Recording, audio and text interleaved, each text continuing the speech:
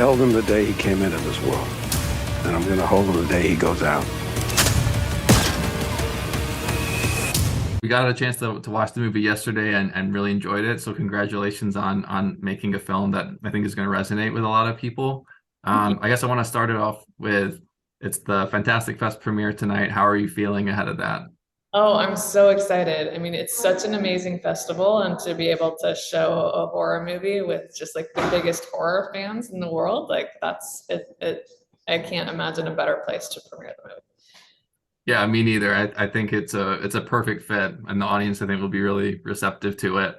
Yeah, I wanted to talk a little bit about your approach to making an original film that is unique and of your own voice while also fitting into an established world, an established lore, and kind of striking that balance between the two. I'm wondering if you could speak a little bit about what that was like. Yeah, I mean, that was one of the big challenges, right? Because I have a responsibility as somebody who is bringing to life a beloved property and bringing to life the baby of another artist, and to me, my guiding principle was what are the questions I always wanted answered for myself as a fan, that I would actually be really excited to know more about. And I reread the book so many times while making this movie and just tried to honor the spirit of that book and kind of the spirit of King's work, whether it's, um, I think his stuff is so human. And what I loved about the original book is just how it's basically a backdoor horror story, right? It's a drama, it's a family drama that just becomes absolutely terrifying.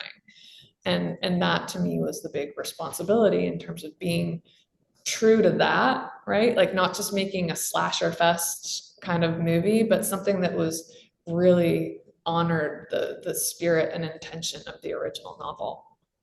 And I think that definitely shines through. I'm a big fan of the novel, and I think there's a feel to it and a dramatic heaviness that I think you bring to this movie. I wanted to talk a little bit about the cast that you assembled as well. You have this great young collective of actors, but then you also have names like Henry Thomas, Pam Grier, David Duchovny, some incredible faces that you never think would be, would one day be in a Pet Sematary movie. Yeah, So what yeah. was that like working with all these actors? Oh my God, they were amazing. They're so amazing. And I hope that people are delighted by the fact that, there's real roles for them and it's not just cameos. And they brought so much to the movie and to set every day.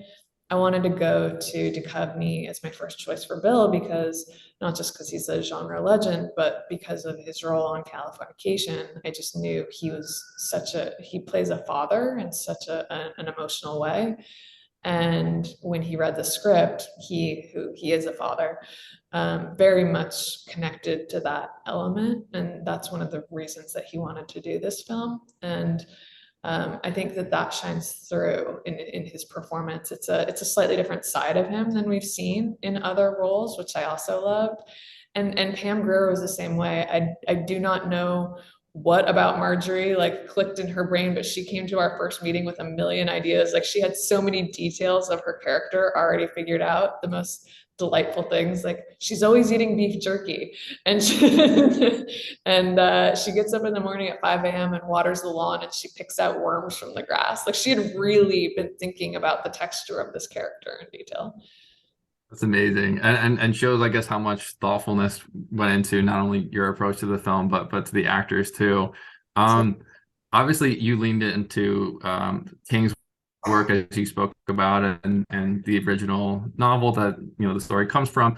But there's definitely strands of other kind of horror movies that you're tapping into throughout. I'm wondering if you drew upon any specific horror movies in particular while making this film.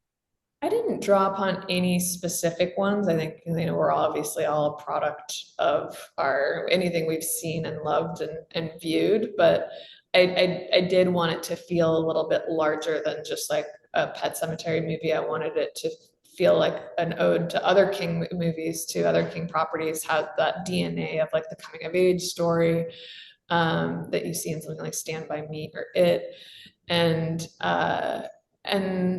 And then in terms of horror movies, I mean, I loved the great slasher movies of the 80s, and there is like a vibe of that towards the end. But I love things like Silence of the Lambs, where it's tense and it's stalkery and it's emotional and psychological, and that there's definitely an element of that with Timmy and the mind games he's playing too.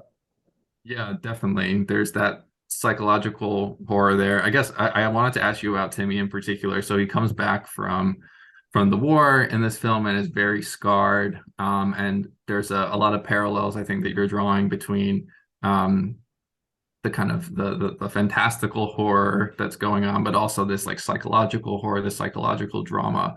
Um, and I thought this was a really kind of nuanced examination of trauma, especially in the context of a horror film. I wonder if you could talk a little bit about your approach to some of those heavier themes like that in the film.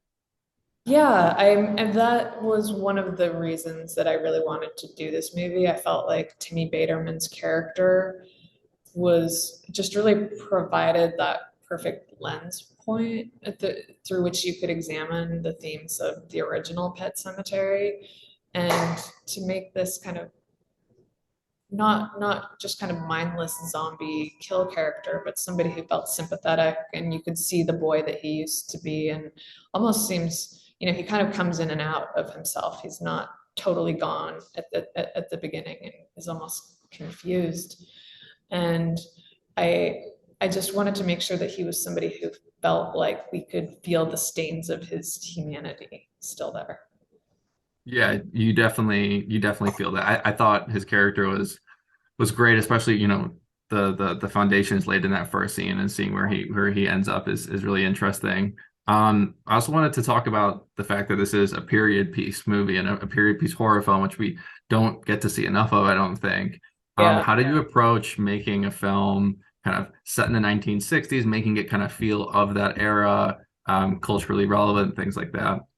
Yeah, I mean, it's was such a fun challenge. Obviously, a decade I was not alive for, but something that really frustrates me about depictions of the 60s is I feel like it's always so stylized, like people don't look real.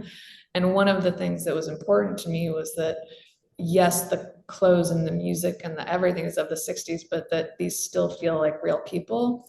And when I was pulling images from Maine from the 60s, something that I was really struck by was how much they kind of dressed like kids in the 90s. It's like that, the flannel, the t-shirts, jeans. And so I just wanted to keep that grounded look. But I think that there's also an innocence that's being dispelled at the time that kind of parallels what's going on now at almost a greater level. So I felt like it's a decade that it almost feels like a sister kindred decade to us right now, and we're in a bit of a state of rebellion like they were entering into in the late 60s.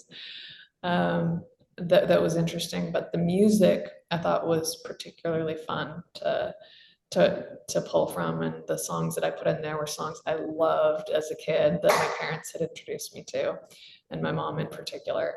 So that was really fun. And the cars are fucking awesome.